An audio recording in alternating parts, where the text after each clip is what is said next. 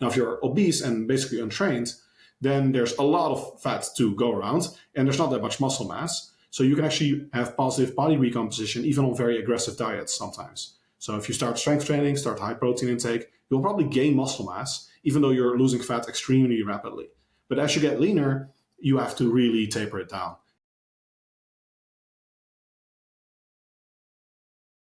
Welcome back to another episode of the Peak Performance Life podcast. Today, I am very excited to be speaking with one of the world's foremost experts on one of my favorite topics, which is not just about mastering your physique and fitness and all that kind of stuff, but also he wrote a book called The Science of Self-Control, 53 Tips to Stick to Your Diet, Be More Productive, and Excel in Life. His name is Menno Henselmans. His website is all about mastering your physique. But what I really like about it is that he uses the science, and we'll talk about fitness and some of the science and some of the ways that are proven to get the physique you want in your life, but also the mindset part, which is, in my opinion, the most important part, right? Because, if so many of us know what to do, but why is it that we're not doing it? So this is always one of the most fascinating and interesting questions for me. And so Menno has been a reviewer in Cambridge University's Reach Size Society mini PhD program. He is a number 14 best-selling author on Amazon in applied psychology with his book, The Science of Self-Control. He's been featured in Men's Health, the Sunday Times, HuffPost, and many more publications. So Menno, thank you so much for joining us here today. My pleasure. Amazing. Well, let's just start with a little background of your story and how you got into the work that you're doing today. Mm-hmm. I was a business consultant. I actually studied behavioral economics, nothing related to fitness at all. And I realized quite quickly in my career as a business consultant that that was not really my main passion. And fitness was. I had always been active in every sport that I could possibly do as a kid. And fitness really stuck with me, the mindset of self-improvement. I like that. I like researching everything. And I found that fitness was an area where what I learned as a scientist and as an economist in terms of rational thinking, behavioral biases, psychological research, I could actually use the way of thinking that I learned as a behavioral economist and apply it to the fitness scene. And I found that when I got into this more than a decade ago, the fitness scene was very, very underdeveloped compared to, say, economics or psychology. There was so much misinformation out there. Most of the information was just guys with an amazing physique, which they got from juicing, and then them saying a bunch of nonsense, and evidence-based fitness was barely a thing. It was just rising. And now it's a lot more popular. Now there's a lot more attention to studies, and fitness, I think, is exercise science and nutrition are much more established fields. They're much bigger, more research. So that's amazing to see. But before all of this, I got into coaching, and that went so well that people started asking me, like, how do you get these kind of results with your clients? And then I got into the more educational side, which is still what I do. And my main business is the Henselmans PT course certification, which trains people how to become evidence-based personal trainers. Amazing. Amazing. Yeah, I would love to jump into what are some of the things that you saw people teaching, maybe especially early on or over the years, that was just kind of misinformation, or how is your approach maybe different than what was out there when you started? Radically different in almost every conceivable manner. The idea was that muscle growth was in large part driven by getting a pump, getting a good burn in your muscles, getting sore. You were supposed to have 6 meals per day. We now know that anything over 3 is probably not really necessary. Protein intakes were like 1 gram per pound, absolute minimum. A lot of people were saying, 50%, 100% more. And now it's quite clear that 1 gram per pound for most people is more than enough. Nutrient timing was considered extremely important. The idea that, before and after your workout, you have to slam down a protein shake immediately, probably some carbs too, pre-workout, post-workout, maybe also intra-workout. Whey protein needs to be fast absorbing. And we also now know that that's not nearly as important as originally believed. And what else? Training volumes, there was not really a consensus. Bro splits were the norm. Now we know that high frequency training is usually better, if not, usually either better or neutral. But volume is by far the most important. most of the benefits of higher frequency training are because people do generally higher training volumes. And there's much more fine tuning of everything. I think people overly, they basically dreamer bulked is what we call it now. So they had like a very high energy surplus when trying to build muscle. And we now know that this only works in enhanced trainees, natural trainees. It's a much more modest energy surplus that you should use. Also, crash dieting in like 8 weeks to get in contest shape does not work. Again, unless you're on a boatload of drugs, maybe. Even then, it's probably not ideal. We now know you have to do it slow, especially as a natural trainee. So it's like almost everything that when I started was like mainstream wisdom has been debunked. Yeah, yeah. And I mean, look, we do know the importance for both men and women. We have both men and women listening right now that should probably all be strength training, right, in some way. But yes, it's the way, right, the different ways of like, and believe me, I was like, oh, if I'm not sore the next day, I didn't do hard enough, right? This is like what you learn when you're growing up and the broscience and all that. Explain a little bit, actually, for many people who are not so familiar. I imagine the bro splits is probably what I started doing when I was in high school, when I read Arnold Schwarzenegger's Encyclopedia to Bodybuilding, the huge, humongous book that had every single one of his workouts. And it was like, you know, Monday was chest and back, and the next day was arms, and the next day was legs and shoulders, or whatever it was, right? And you had 3 splits, and you just keep rotating those, every 3 days, maybe with 1 or 2 days off a week or something like that. Is that like a traditional bro split? Yes, bro split is basically the somewhat derogatory term in more evidence-based communities for a split where you train most muscles one time per week, and usually that results in dramatic overemphasis on the arms and the upper body compared to the lower body. And the lower body is basically just quads with a little bit of hamstring and maybe some glute volume in there, but pretty much just quad training. That's indeed exactly the bro split, which got popularized indeed in large part by Arnold Schwarzenegger.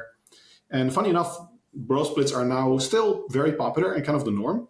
And people think that's always been the case in bodybuilding, but it's only been since enhanced bodybuilding became popular and that the Weider empire was started and the Weider magazines got very popular, that bro splits actually became a thing, because up until the 50s or so, from say 1900, when bodybuilding was sort of invented, or it actually people started training purely for physical purposes. In the first 50 years, there was a significant dominance of full body training.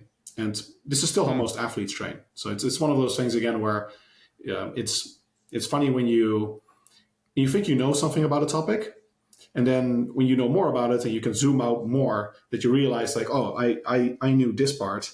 And when you zoom out, it's like, oh, there's actually so much bigger perspective that I wasn't aware of.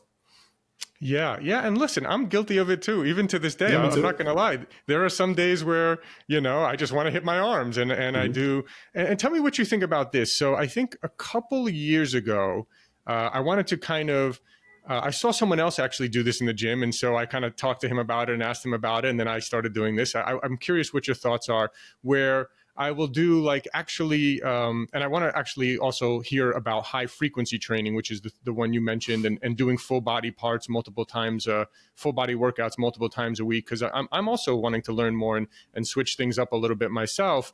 But yeah, so there's times where I'll do like buys and like a set of buys and then a set of tries, because I don't want to sit there resting for 2 minutes, whatever. I keep my heart rate up. Maybe feels like it gives me a little more cardio. I don't know. While I'm doing this, like one set of buys, one set of tries, maybe I'm resting a minute and then doing another one of those. But because it's opposing muscle groups, I feel like I can get in, I can do 12 sets of buys and 12 sets of tries, in a 1 hour period if I'm just going back to back like that.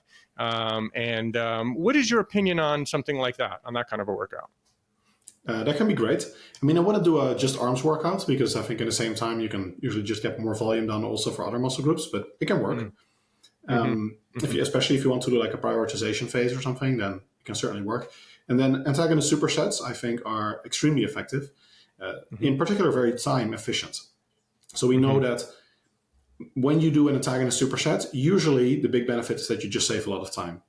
Because if you're doing non-overlapping musculature, like you say there, in this case, they're literally opposing muscle groups, they have opposing muscle functions, then you can basically do work in your rest interval and use your rest interval more productively. Because if you were just resting 5 minutes anyway, you might as well do something in those 5 minutes. And if you do one other set, then you're basically doubling your workload, which means that you're cutting your workout time in half.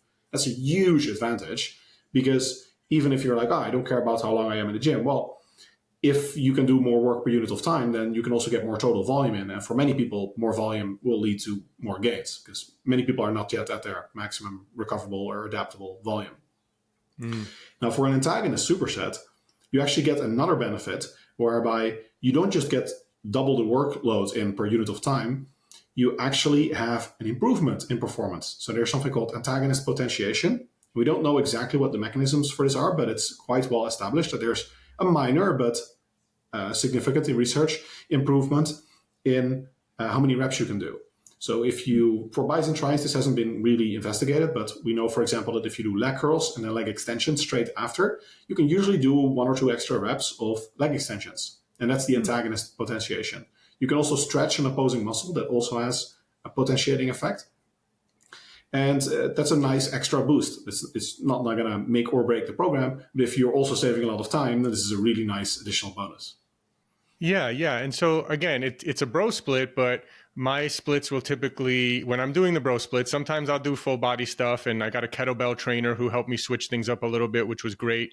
But I will do like chest and back, right? Again, I can do a set of chest and a set of back and not really have to rest that much. And then, or arms, or nowadays I used to do shoulders and legs together, but these days I like to do legs on their own. I'm in my 40s now. It's when I'm doing a hard leg day, to add another muscle group on top of that is challenging. So I'm typically trying to do at least 4 days a week of weights, and then play pickleball maybe twice a week. And so probably being active at least 6 days a week is kind of my goal. And so, yeah. And so let me hear, I'd love to learn more about then your high frequency, where I'm hearing a lot more people that are just doing kind of full body workouts each time. And I'm kind of like, for me, I guess I'm like, well, I'm sore on one day, or it just feels more comfortable this other way. Tell a little bit about how that works, the high frequency that you mentioned. So and with me, a lot of my clients and a lot of high-level competitors and people over the last couple of years have basically gotten back to basics, back to full-body training, because of research finding that let me formulate this way. Let's say you have no idea of any mechanisms of muscle growth, and you're just an empiricist. You're like a statistician. You just look at the data. And you look at all the studies comparing different training frequencies, full body versus pro split, full body versus upper lower, training a muscle 5 times versus 3 times a week. We have a lot of those studies now, like dozens. If you just look at all the studies, you can summarize the results in one way. In every single case, except one study, which had a lot of limitations and is probably not very relevant, high frequency training is equal or superior to lower frequency training. Every single instance except that one study. So the overwhelming body of evidence favors that you get at least the same gains. The vast majority of research finds you get the same gains, but some studies find you get better gains, especially on very high volumes and more advanced trainees, with higher training frequencies. And that seems to be mostly in the studies where there are benefits, where you can do more reps. So if you do a leg day, you say it's very taxing, and it is. It's much easier for most people to spread that out across the week. And normally by leg day, if you're doing squats, leg press, leg extension, now let's move the leg press to a different day, and let's move the leg extension to a different day as well. Now you can almost certainly do more repetitions during your leg presses and your leg extensions, and you have not increased the number of sets. So your total repetition volume, total area of time under tension, which is the primary stimulus of muscle growth, goes up, and that will probably have a positive effect on your gains. And again, we primarily see this in more advanced trainees on higher training volumes, because if you're doing like 20 sets, by set number 20 for a muscle group, you're gassed, right? So the volume you get from that is simply very low. If you move that to a different day, it's a pretty radical increase in training volume, and that has, in some of these studies, a positive effect. So both for mechanistic grounds and empirical grounds, I would say that it just makes sense to train with higher training frequencies, because the absolute worst case scenario, based on a lot of research, is that you get the same gains. The second major benefit is that you save a ton of time. So all of my workouts are, I don't always train like this, but the majority of the time I do. I train full body 7 days a week. Now that's excessive for most people. You don't have to train 7 days a week, but it's my job. And also most of my sessions are like 30 minutes. So that's really not that long. And I live on a 5-minute walk to the gym. So my total time investment is actually not that high. The reason I can cut my workouts to 30 minutes is because I do everything as what I call a combo set. It's not a true superset. So I don't do like one exercise and then immediately afterwards I do the next set. I do one set, say leg extensions, then I catch my breath, or at least I walk to the next piece of equipment, maybe dumbbell overhead press, catch my breath, chin-ups, catch my breath, lateral raise maybe, or some other exercise that's non-overlapping, maybe calf raise. And so I do a full body workout, which you would call a circuit if I didn't rest at all. But since I do rest, I call it a combo set. And by the time I get back to the first exercise, I've actually had a really long rest interval. And we've done research that shows that generally with longer rest intervals, you also increase muscle growth. Again, it's like training frequency. If you think about it, training frequency and your rest interval are kind of the same thing. It's like how long you rest in between bouts of training. And when we talk about minutes, we call it a rest interval. And when we start calling it days, then we're talking about training frequency. But fundamentally, it's just time between stimulating a muscle with mechanical tension. We see the same general trend that if you increase the total training volume, whether it's by resting longer in between sets or across days, there is a trend for greater muscle growth. Now, because I'm actually not resting long at all in between sets, because they're all non-overlapping muscle groups, but because by the time I get back to the same muscle group, I've rested a very long time, literally half my workout. I've done half my entire workout by the time I get back to the first exercise. My rest interval per muscle group is super high.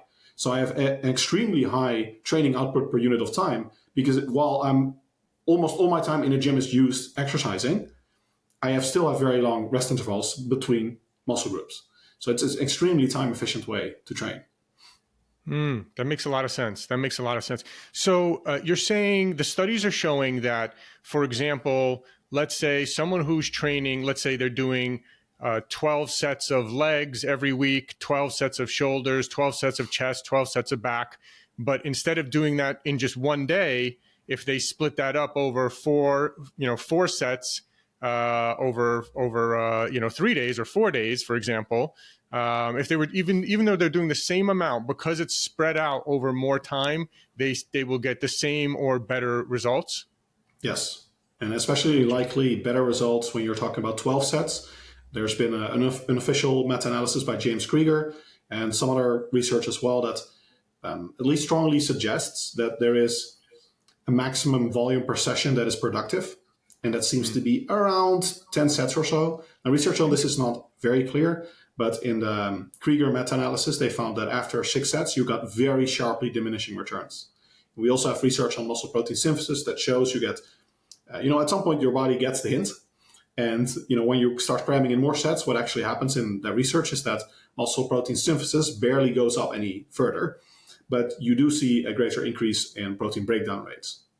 So it might actually kind of become a junk volume at some point where you're just trashing the muscle more and the stimulus for growth is already there.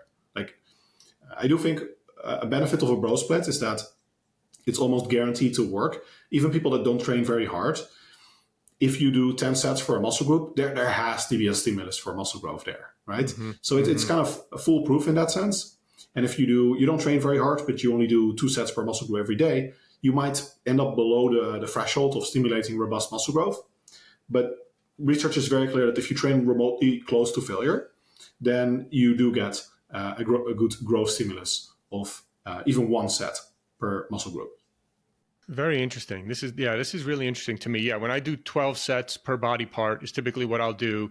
I'll do typically 4 different exercises, 3 sets each for a total of 12 sets is typically what I'll do. But yeah, so tell me, what are some of the exercises, like what does a typical training day look for you? And look like for you. And I'm curious, like, are you doing squats every day, or you do squats one day a week and the next day you do deadlifts and the next day you do something else? Yeah, generally rotate the exercises quite a bit. In general, I do an exercise twice a week or so. I like that frequency. It can scale up or down depending on, if you're like a powerlifter, you probably want to train the powerlifts in particular more frequently. If you are primarily interested in injury prevention, then you may want to reduce the frequency that you do an exercise across the week.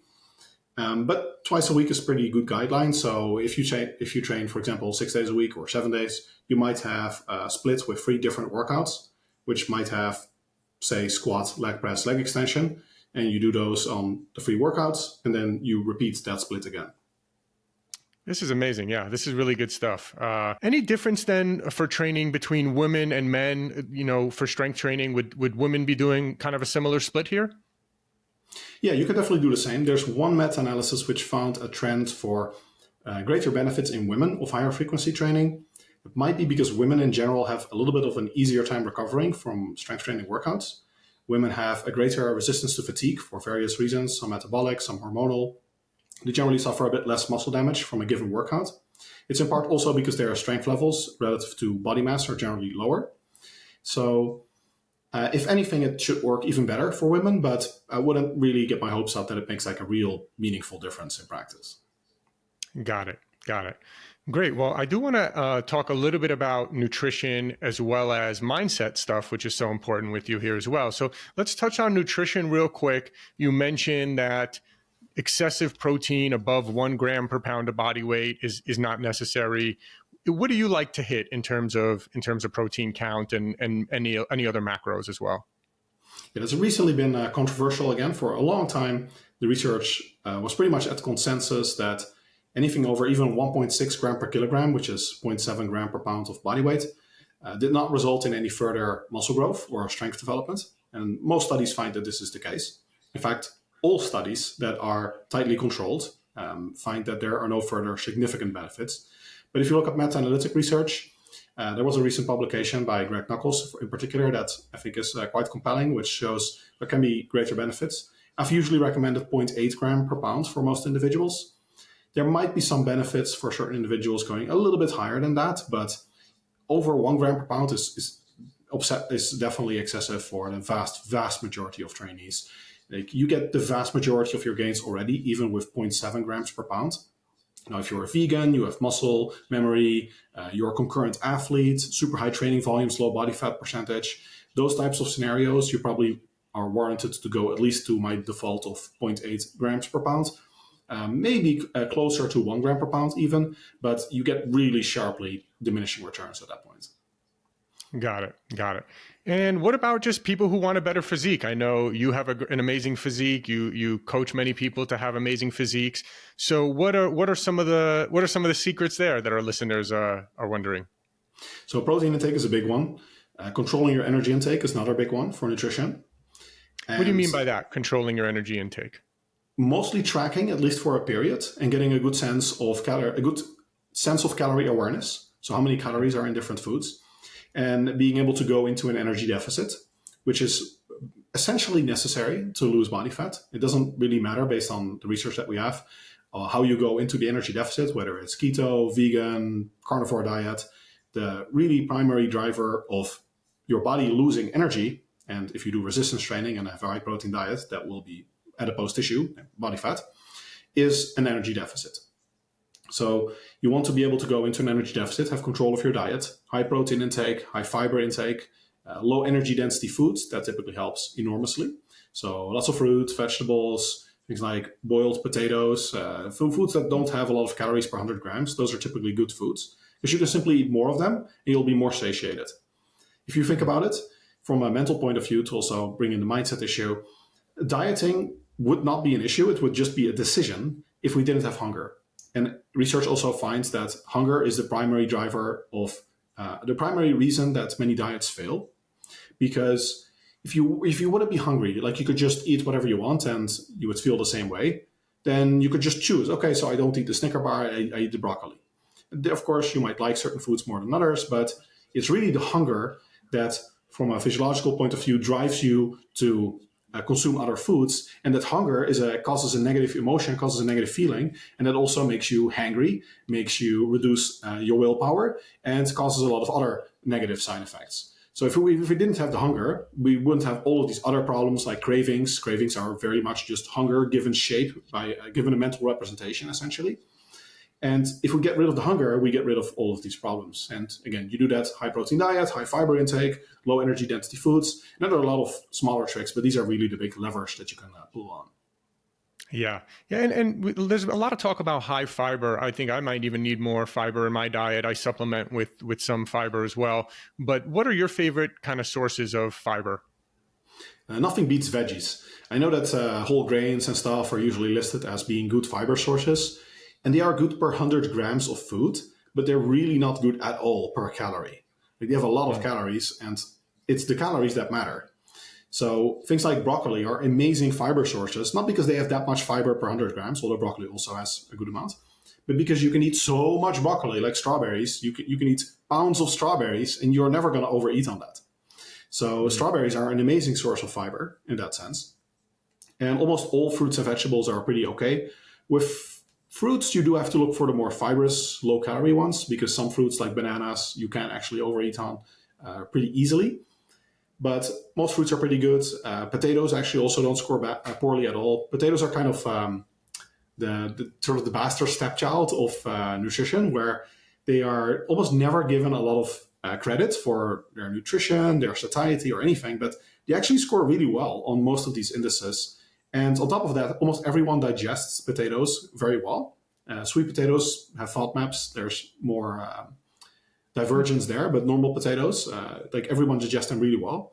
Also, if you have like a stomach bug or anything, potatoes are usually a good option. So potatoes are great. And then that's really the foundation of the diet. All the other foods, you have avocado and like nuts and whole grains, but they're more for bulking if you're trying to put on muscle rather than if you're trying to cut weight. Yeah. Yeah, I mean, whole grains also can come with other issues like causing inflammation for some people. I know I had an issue with inflammation in about 10 years ago or so, 12 years ago now, actually, where I just got massive pain and inflammation when I was doing more of a higher carb, higher whole grain kind of inflammatory, and then going paleo, which I've loosely paleo been ever since, really has made a huge difference for me in my health and lowering the inflammation in my body. So yeah, I think, what's your opinion on that, right? Because there's some people who are just like, nope, it's only about calories. I don't care about anything else. I can keep this physique and whatever, and I can eat dessert every night or something like that, right? You have these people saying, never skip dessert or whatever, which to me, from like a health perspective, I mean, yes, for me, there's a lot more than just the physique. There's a health and inflammation and all this kind of stuff. And I'm like, this is just horrible advice. Like, okay, yes, if it's within your calorie count, you can eat dessert every night and you won't, you can still have a six-pack theoretically, but what is this doing to your hormones? What is this doing to your inflammation levels and other things, right? Curious your thoughts. Now, health is certainly very important on its own, and also for how you feel. How you feel on a diet is extremely important. One big thing that people overlook, especially in like bodybuilding type circles, is FODMAPs, which are fermentable types of carbohydrates, and they are plentiful in whole grains, in many vegetables as well. And in those scenarios, you run into kind of a conflict where, yes, theoretically, more vegetables and whole grains and the like, these are generally healthy foods, and vegetables in particular are extremely healthy on like every possible metric pretty much. But when you eat them, some people, they get super gassy, they get bloated, they get stomach cramps, they feel like full, yes, but it's kind of overly full, like pressure in their stomach. And we know that there's a gut-brain axis, so like your digestive health has a strong impact on how you feel. If you're constantly bloated, gassy, then you're not going to function your best. And that's also going to impair the sustainability of the diet. So I think these matters are super important. FODMAPs are a big one. Some people indeed get the inflammation or gut permeability issues. We do know that whole grains have some issues. For many people, they are not so important. Like inflammation research generally finds that whole grains are pretty neutral in effect. Now, they're not positive either in most studies, which especially randomized controlled trials.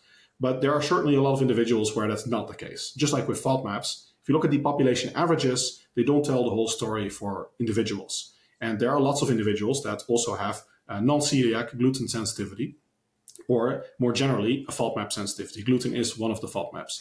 So many people, they do get these digestive issues, and those can in turn, if they're bad, they can also result in inflammation on their own.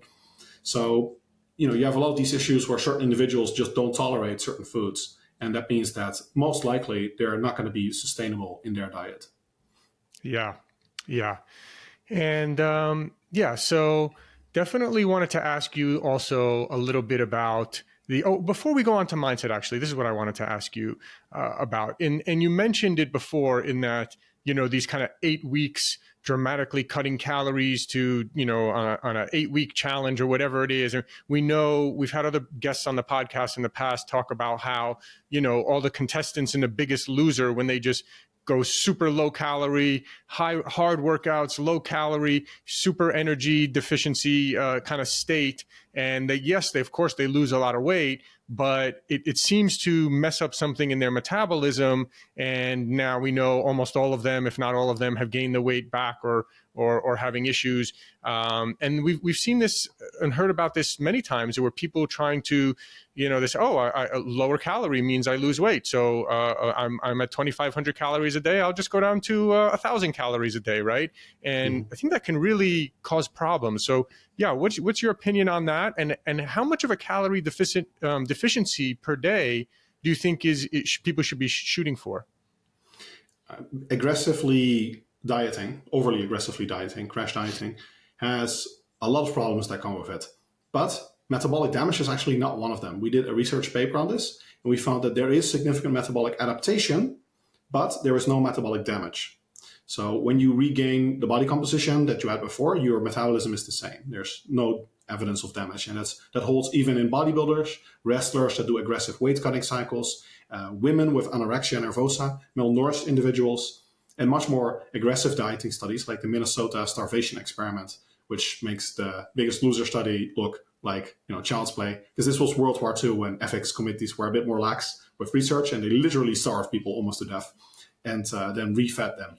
And you could see in the data that they did not have actual metabolic damage, even though when they were close to starvation, their metabolisms were extremely suppressed. Now, what we see is that when you crash diet, there are a lot of things that can predispose you towards regaining that fat, even if your metabolism is damaged. For one, if you don't have high protein intake and a good amount of strength training, you're going to lose a lot of your mass from lean body mass or fat-free mass, namely muscle mass. That will decrease your metabolic rate because muscle mass is more energetically active than adipose tissue. It takes a lot more energy to sustain a lot of muscle mass than to just have a lot of fat. So if you lose a lot of fat-free mass, not only does that make you look worse, feel worse, but it also suppresses your metabolism. And in some of these studies, you get afterwards fat overshooting, which means that it takes longer to rebuild the muscle mass than to regain the fat. And this is compounded by the second major problem, is that if you're doing an aggressive crash diet, which is not sustainable, and you have not built sustainable, lasting lifestyle changes, you go back to the diet that got you fat in the first place, of course, you're going to get the same result. That's the merciless nature of physics in the human body, where you're going to get the same result by doing the same things. So same input, same output. And you can actually get a worse result if it means that you get that fat overshooting effect where you don't have the same muscle mass yet, but you did regain the body fat. So now you're at the same weight again, but your body composition is even worse than before. So what to do to mitigate this is high protein diet, strength training when you're trying to lose weight, even more important than cardio or endurance training, I would say, like especially for the first few hours of week, you really want to make sure that you have some strength training in there, and focus on sustainable lifestyle change. The optimal deficit theoretically can be pretty high if you're overweight or obese. And the leaner you get, the more slowly you have to take it, because the risk of muscle loss increases. You can think of this as your body always facing a trade-off between, if you're in energy deficit, say there's 500 calories energy deficit, okay, where am I going to take this energy from? That's what the body is thinking, if you will. And where are we going to take it from, muscle mass or from fat mass? Well, if somebody is 5% body fat, striated glutes, and jacked as hell, then it's like, okay, well, we have a lot of muscle mass and we have almost no fat, so let's get rid of the muscle mass. And that means you have to keep the deficit very small to make sure you don't lose muscle mass. Now, if you're obese and basically untrained, then there's a lot of fat to go around and there's not that much muscle mass. So you can actually have positive body recomposition even on very aggressive diets sometimes. So if you start strength training, start high protein intake, you'll probably gain muscle mass, even though you're losing fat extremely rapidly. But as you get leaner, you have to really taper it down. And more importantly, even if physiologically your body can sustain it, again, you have to make those behavioral lifestyle changes, because if you get back to the same lifestyle, you will get back to the same body composition. Yeah. That's really, really good stuff. Do you look at all at how potentially certain things could affect other aspects like your mental health, your hormones, things like that, right? Like, does going on a very low calorie diet also, affect your hormones and things like that? Not nearly as much as you would think. I've researched this in my book, and there are a lot of studies where you look at the effects of energy deficit without people knowing. And in these studies, they've done this in the military, for example, where the soldiers, they just get rations, and even if they have very high activity level and they're crash dieting when they're not fat, right? So they're really not in a good shape, and often they even lose muscle mass and stuff during like a month-long field exercise. In these studies, and also some blinded controlled experiments where people are fed just gels, so they have no idea of how much they're eating. You don't see any effects on sleep quality, cognition, mood. They don't realize they're on a diet. Now, this sharply contrasts with research where people know that they are on a diet.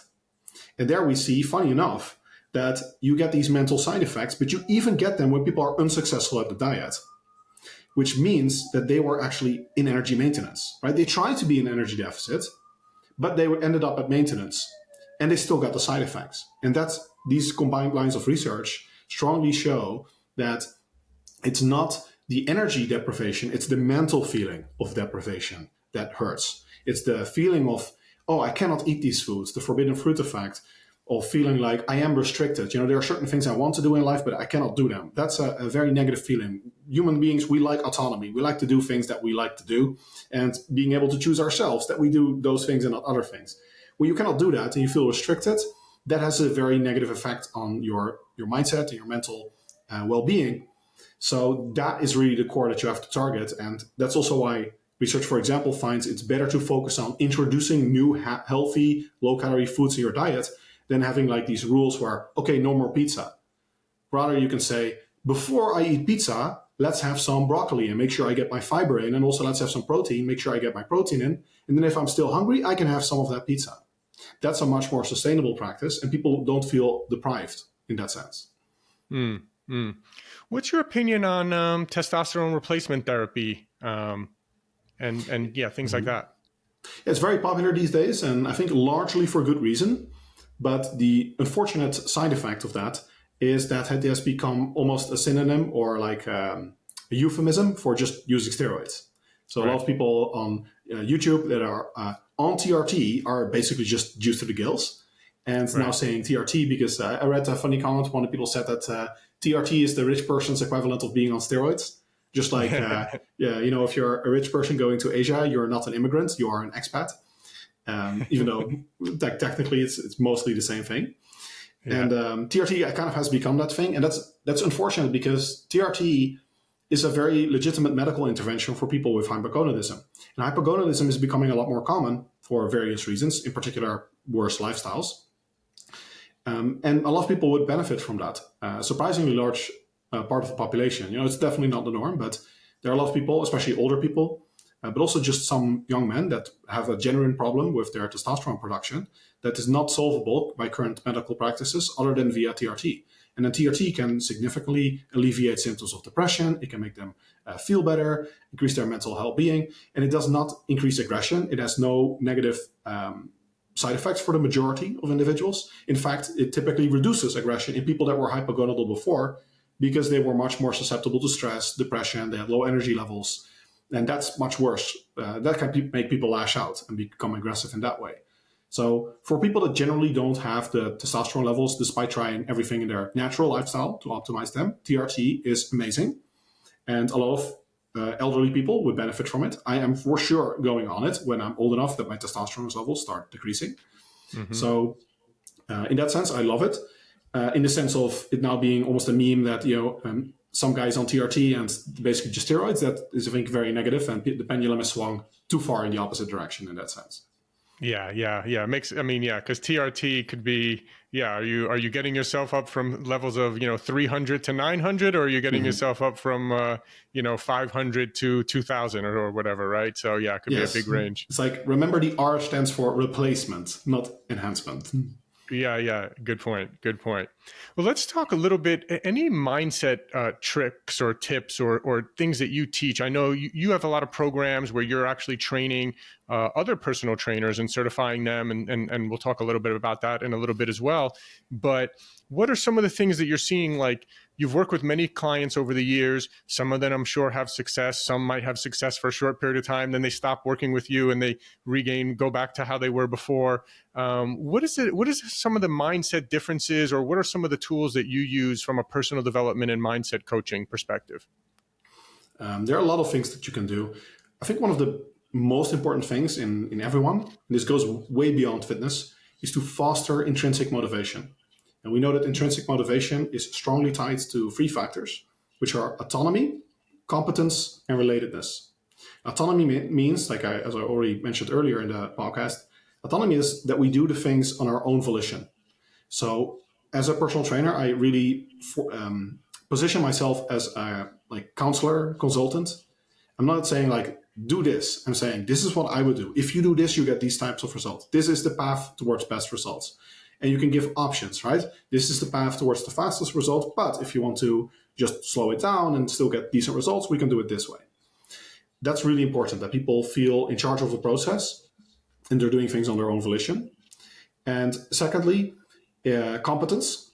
People need to master what they're doing. They need to have that sense of mastery, that they are not just in control, but that they also have the skill set to exert further control. So people need to understand the process. People need to have some sense of like calorie awareness, as we mentioned before. They need to have some sense of program design, that they know what they're doing in the gym. They know that what good technique is. If you know these things, then you feel a lot more confidence going in, and you feel like I'm really doing something here, rather than, some guy gave me a booklet of things and I have to do this. I have no idea why, and I just hope it's working. Then you're not going to get the same long-term results, because as soon as the guidance is gone, then you're just on your own. And what now? So having an understanding of how to adapt the program over time and just being basically your own coach, that is extremely important for long-term results. And then the last is relatedness. Relatedness is maybe the most important one for intrinsic motivation, but it's also the most difficult one. It's the most difficult one to foster, and it's also the most difficult one to understand. Relatedness means, on a basic level, that you simply relate to things, but it basically means a social cultural connection to what you're doing. So you make it a part of your identity. The best example, I think, in fitness is CrossFit. CrossFit, you don't go to a gym, you go to a box. You don't do a workout on your own, you have a community. And the workouts have names, you typically of like middle, upper class white women, because that's their target audience. And the workouts are not for physique, so it's like for a greater purpose, like for fitness or health or the paleo lifestyle. And you also have the accompanying diet, so it's like this whole part of a lifestyle, part of their identity. And that's great. That really works extremely well when you can foster that in individuals. Because when it's like, why am I doing this extra set of biceps curls? It's to get bigger biceps. That doesn't motivate that much, right? Especially because you're probably only going to see it in the mirror when you're pretty advanced, next year. And when the question is, why am I doing this? It's because it's who I am. That's a much, much stronger motivation. So that's really what relatedness is, fostering that sense of identity, incorporating it into your lifestyle, being proud that you are healthy, being proud that you are not one of the majority of people that are obese, that are not in control of their diet. So having a sense of pride and mastery over that, that's really important to foster intrinsic motivation. And if you're intrinsically motivated, then you're just going to keep doing it no matter what. Absolutely. I absolutely love that. And by the way, if you're listening to this podcast right now, congratulations. You're doing something to increase your intrinsic motivation. You're doing the right thing. And you should feel good about that. And this is also why I always stress the importance of having coaches, get a coach, a personal development coach, a mindset coach, a fitness coach, a nutritionist, whatever it is where you maybe haven't been making the changes that you should be making over the years. a coach is just an incredible way to do it. And actually, it shouldn't be a free coach. It should be someone that you pay, because then you're way more invested in it and will be much more likely to follow through and actually do the thing. So it shows your commitment when you actually invest in coaches and people that can show you the right ways to do it, help you increase that confidence. And so, yeah, I think it's absolutely amazing. Menno, this has been a great conversation. I've learned a lot. I think I'm going to change some ways of things of what I do in my own personal life. Where can people learn more from you, follow you? Tell us about your book and your training programs and where people can get that stuff as well. Yeah, my book is on Amazon or my website. And if you're new to my content, I'm mostly active these days on Instagram and YouTube. So you can find me there if you Google my name. You'll find me on those platforms very actively. I publish a lot of free content. And if you're new to my content, probably one of the best things to get to know me is to go to mennohenselmans.com, and then you'll be prompted with a newsletter opt-in. You get a free tour if you subscribe to that with my most popular contents, where you get evidence-based fitness lessons to master your physique and lifestyle. Amazing. Yeah. What's your handle on Instagram? At menno.henselmans, both on YouTube and on Instagram. Amazing. Menno, this has been really, really great. I've learned a lot, and I'm sure people listening have as well. And I hope we can do it again sometime soon. Likewise, will do. Thank you. Thanks for listening. If you enjoyed the episode, can you please leave us a rating or review and subscribe? I've realized that while we have actually increased our downloads a lot, we're actually getting a lot of downloads, which I'm really happy about. We actually have very few ratings. And I realized that I've never asked people really to rate much. So I'm asking you now if you could please rate and review and subscribe. And if you enjoyed the episode, please forward it along to anyone that you think will get value out of this. Also, if you haven't checked out our line of products at buypeakperformance.com, you get 20% off your first order. That's www.buypeakperformance.com. We have some incredible products, including our organic high-altitude coffee. If you don't know this, coffee is one of the most heavily sprayed with pesticides out of any crop. So it's really important that you drink organic coffee. We've gone above and beyond to source what we believe is the highest quality and healthiest organic coffee in the world. We're also famous for our organic green superfood powder. You can get 20% off of that as well at buypeakperformance.com. We also have an organic vegan and paleo plant protein. See, most of the vegan proteins out there are using brown rice protein, which is really not a good source of protein, and it's also a grain. And if you're paleo, you know that grains tend to cause inflammation in some cases for some people. And so we wanted to make one that was paleo friendly and vegan and organic. We made an amazing amino acid profile, so it's really one of the best plant proteins for muscle building. So you can check out Peak Performance Organic Plant Protein. You can find that on our website. Of course, all our products are on Amazon as well. So thanks again. And again, please, if you enjoyed the episode, please forward it along to someone who you feel can get value out of it. And please leave us a rating, review, and subscribe. Thank you.